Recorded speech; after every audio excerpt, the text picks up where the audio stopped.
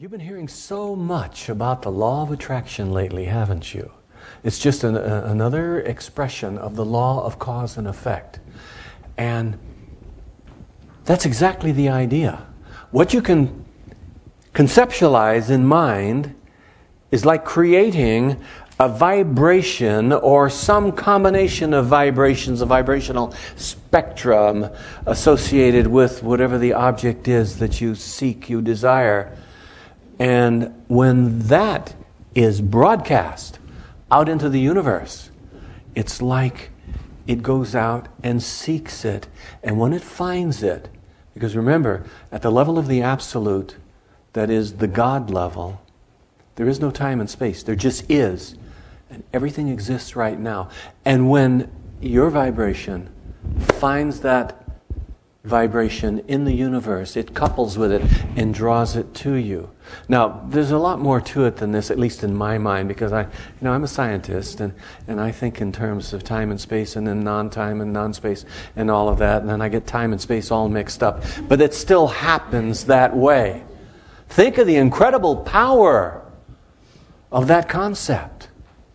So there's something for you, and you can make it up the way you want. But there's more than that. I came across a quotation. Somebody sent me this this was Lynn Johnson, the minister in Portland. And I just got this in the mail the other day, the 10th. Saturday the 10th. Following quote seems to be so much about what we are about. And it's from James Dillon, a Jungian psychologist, where he says, "You must give up the life you have to get the life that's waiting for you." Whew. I could stop right there, and that could be the message you could take away with you. You got to give up the life you have, or at the very least be willing to give it up in order to get the life that's waiting for you.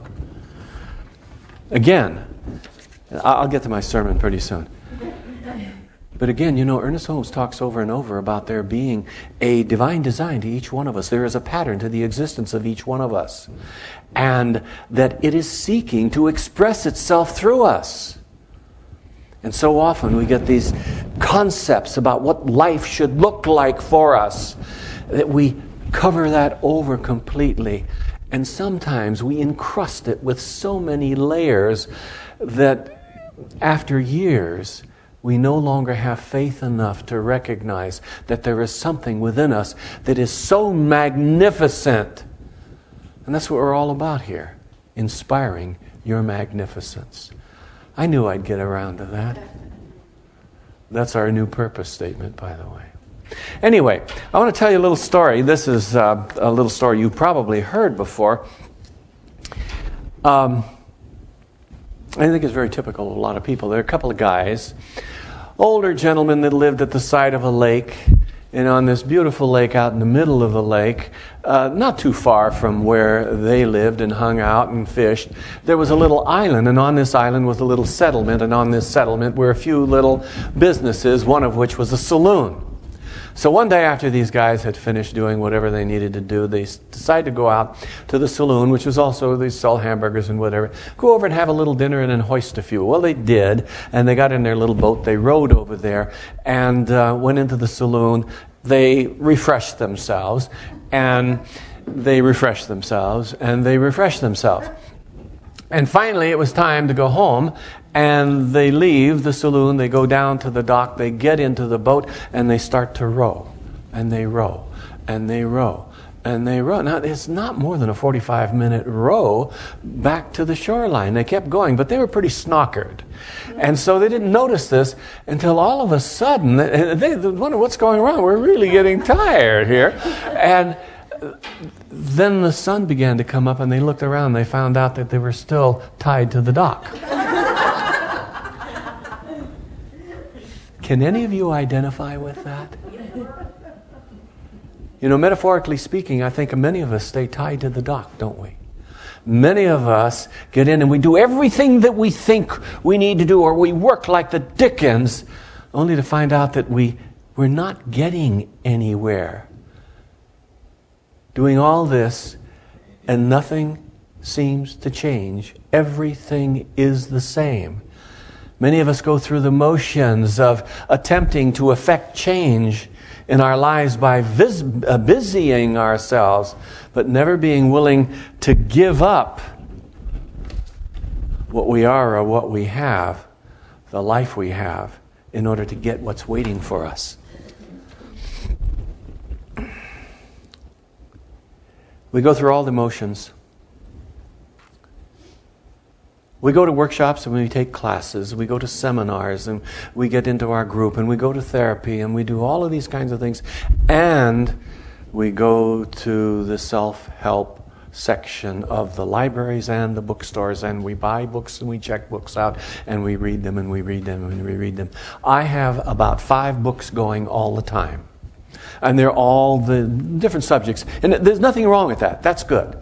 I like to be informed and I love being inspired by ideas that are in the books.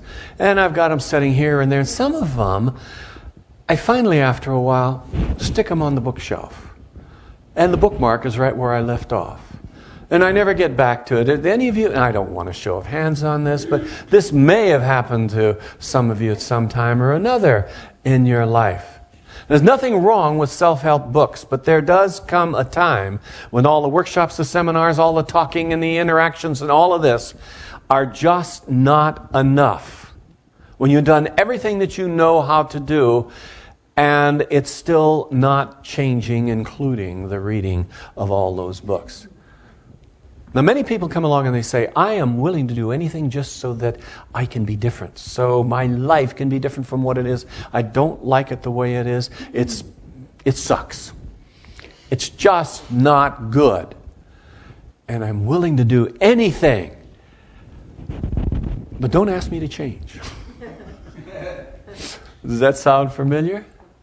You may not really say that. You may not really believe it. But sometimes, at least some of us have done that. Some of us really feel that way. So long as we don't have to change, and we will find, we won't say it's because we're intransigent. Is that the word, intransigent? I guess that's a pretty good word. There's the professor back there. Is that correct, Don? That's good. Okay. Yeah, we're just stuck. And we don't necessarily really want to believe that, but we will find all kinds of excuses or reasons for staying right where we are. And all this does is perpetuate the same state of being. And what goes on in our life now is what's going to go on in our life later. Other things are going to come back to us. It reminds me of a story about a couple of Aborigines, Australian Aborigines in the outback. And one of them says to the other, he says, I really have to get a new boomerang, but I don't know what to do. This one keeps coming back.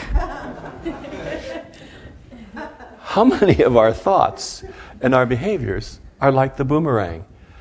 We just keep coming back to the same old thing. Or we find new ways of justifying it. You know, George Washington is one of my heroes, and I've read quite a lot about George Washington. Truly one of the greatest presidents. Some people say the greatest president we ever had. And that is probably justified for some reasons. Once again, Don, do you think he was the greatest president we ever had? See, Don doesn't. He wrote a book on the early age influences on the 8 greatest presidents in the United States. And I'm right. Anyway, it's a great book. You can find it on Amazon.com. You give them the title, and this is a little pitch, and you send me my commission. Anyway, George Washington is well noted for being truthful and honest. And we all know the story about George Washington. He's out in the yard, and he chopped down the cherry tree, and he's lamenting this, and his father is hanging over him, and he says, Father, I cannot tell a lie. I chopped it down. And his father looked at him and he says, so you chopped it down. So you confess it. So you admit it. When are you going to do something different?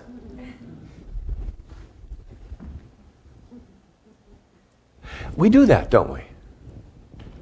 I love a book that I read a number of years ago called Winning Through Enlightenment by Dr. Ron Smotherman. He was a psychiatrist, and he talks about the idea of blame and shame and guilt.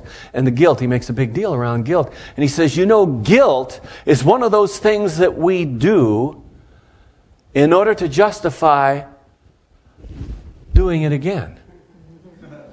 Think about that. If we can feel guilty enough, we can blame ourselves enough, we can feel enough shame, and it's awful. Then we've worked that out of our system. Now we have, we're ready to do it all over again.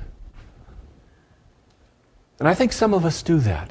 Some of us behave in that way. It feels good, like George Washington, say, but I did it. I cannot tell a lie. And it's kind of like purging the soul. And it's good to do that. We get together in groups sometimes, and we discuss our problems, and we work them out, and the feeling that we get from this is pretty good. I remember one time years ago, I was in a group in Los Alamos. I worked in Los Alamos for a long time, and I had, when I went there was no church like this there, at least at that time, and there may still not be, but there are a lot of the standard brand churches around. And I joined the Methodist Church with my family. And in that group, I found some people that I really related to. So we started our own little prayer group. And then we began studying a variety of things. We began really opening ourselves up. And after we were together, there were 8 of us, there were 4 couples, and after we were together about a year, it began to become very close, and there was a lot of trust, and we began to really share some of our deepest concerns about life and ourselves and so forth, and it was great. It was like getting this up and cleansing and purging. About a year later, I noticed we were still getting up the same stuff and cleansing and purging. And you know why? Because it felt so good. It was so freeing. And to hold on to those good feelings of letting go, we just kept regenerating the same stuff. We ran the same numbers. We told the same stories. I went off to graduate school. 2 years later, I came back, got back into the group. Been 4 years since we started that group, and they were telling the same stories. I realize the trap that there is in that kind of thing. We've got to stop telling the stories. We have to be willing to initiate real change in our lives. See, just experiencing good feelings is fine, but that can be addictive after a while. And it's not the feelings that are going to initiate change in your life. Any of you remember the musical Oliver? And I mentioned this just recently in another connection, but I remember Fagin. He's a scoundrel. He was the overseer of all the kids. And he sings a song in this musical. And he asks a question, can a man change? And that goes for you ladies too. Can we really change? And of course, this is a very, very important question, because the asking of that question can impact our whole life. And of course, I think the answer unequivocally is yes, we can change. How do we change? I read a book a long time ago called I'm Okay, You're Okay by Tom Harris. Some of you may remember it. Talks about transactional analysis. A lot of good stuff in that book. And I came across it just recently, and I was rereading it. And as something came out, he talks about the mechanism of change.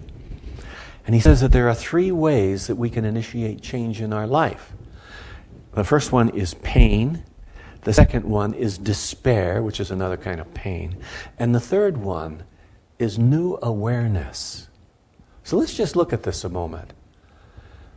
Pain, we know about pain. The more painful something is, the more difficult it is to stay right where we are. So if we experience enough pain, we might awaken to the point where we can say, I've got to do something different. There's got to be a better way. And yet I know people who would rather die, who have died, rather than to give up their particular positions, rather than to be wrong. Stay with their pain rather than to change or initiate the processes that would lead to change. And I say I know people, I really mean that. One of them was one of my dear, dear friends. He died at the age of 38 because he refused to change his viewpoint on the medical profession, who were a bunch of bloodsuckers that couldn't do anything for him, and all they were out to do was to take him for a ride. And this was a guy who was becoming nationally famous in the area of field botany. He was no dummy, but he was stuck. So pain is one of the ways that does help us initiate change in our lives, even though some people get stuck right where they are and not willing to embrace the urge to change as a result of pain. And then the second one is despair, which is another kind of a pain. It's more psychological than anything. You know, we have the loss of job, the loss of a spouse, the loss of a marriage, all kinds of things that can come along as losses, and it can become very despairing to us. Unfulfilled dreams as we grow older and we begin to realize that, you know, I'm not going to be the next Einstein. I remember that was a shock to me when I gotten out of engineering school and then out of graduate school, and I realized, hey, some of these guys, some of these really, really smart guys, they just seem to think differently than I do. I'm not going to be an Einstein. And of course, Einstein, he reached his peak by the time he was 25 years old. And it took me 40 to realize that I was not going to do that. But then I had to start working on myself to see what it is I was really here to do. There was a self-discovery. See, this is some of the new insight that we can come to. That there are, what this leads to oftentimes is a sense of meaninglessness. Meaninglessness, yeah, that's correct. And this can lead to real despair in our lives. But we can move past this, Tom Harris says, by coming into new awarenesses of what life is all about. When we realize that there must be a better way. And when we realize that not only is there a better way, but I can discover a better way for myself. That there is within me an urge, an inner prompting, if you will. And this can only come as a result of a deeper involvement with life itself. But we're each made in the image and likeness of God. Therefore, there is a godness to each one of us. That's hard for a lot of people to accept that idea. But in the beginning was the Word. The creative intention behind all things is the Word. And the Word was with God, and the Word was made God, and there was nothing, and the Word was God, and there was nothing made except through the expression of that Word. So I am of that, you are of that. You are of the very essence of the universe, of the divine. So there is something within us we haven't even begun to tap yet. And the more we involve ourselves with life, the more of a sense we get of that inner pressure, that expression, that divine expression that's seeking an outlet through our lives. Out of this comes what Tom Harris refers to as the Eureka experience. Let me digress just a little bit. Many people have heard about the Eureka experience. And you know where that comes from? You ever hear of a guy named Archimedes? Archimedes, back 2,200 years ago, a great classical Greek philosopher, scientist type, was called by the king. He had a problem. The king had a problem. He had commissioned to have a crown made for him, a gold crown, and the king became a little concerned that the metal worker was going to cheat him by using other base metals as part of the melt for this crown, diluting it down, and it wouldn't be the pure gold or the gold alloy that they were looking for. And so he called Archimedes and he says, I want you to figure out whether or not this is really the gold crown that I commissioned. So Archimedes went away, and there'd be no problem if it'd be a regular shape. Like if you have a cube, there's a certain volume. This side times this side times this side give you the volume in cubic inches. And then you weigh it, and you have the number of ounces. So you have the number of ounces per cubic inch. And they call that density. Sometimes they put it in terms of specific gravity, but that's density. And they knew what the density of gold was, as well as most metals that they were aware of at the time. But this was a very irregular shape. How do you measure all these little convolutions and everything and work out the details to get the volume of this thing? And Archimedes was lying in the bathtub bathing one day, and he was thinking about this problem. And then he began to notice the buoyancy of his body in the water. He thought about it. Buoyancy as a result of the volume and the weight. And he got the connection. He jumped up out of the tub. This is the way the story goes. He jumped up out of the tub, ran outside, naked, dripping, and said, "Eureka! Eureka! I got it!" So now you know what the Eureka experience is. And I know that you've always wanted to know that. It's a sudden realization or inner acceptance of something. The realization can express itself in your life as the inner acceptance of your own magnificence, the incredible you that you are, with something to offer in this life that goes far beyond anything else that you have ever experienced. The realization that there is a better way to live, a better way to behave, a better way to be, to relate. And you don't need to suffer in this process. And we will. We go, we sin. Sin is just a mistake. We make mistakes, and mistakes cause us to be uncomfortable from time to time.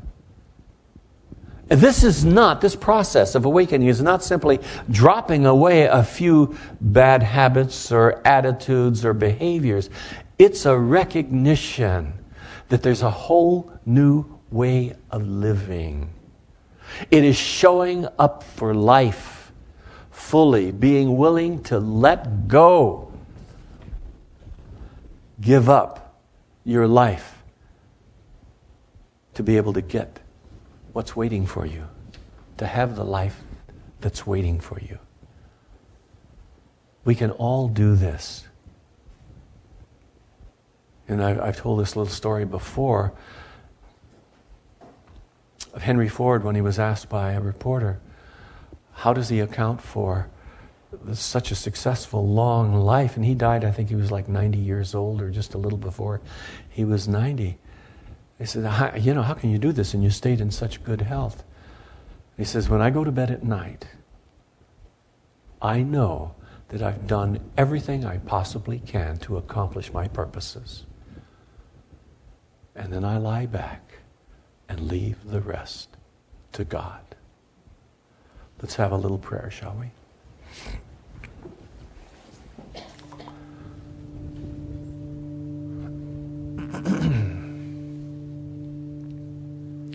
Let's be reminded that each one of us truly is an expression of the infinite, that God is all there is. In the beginning, all there was God, and all that was made must have been,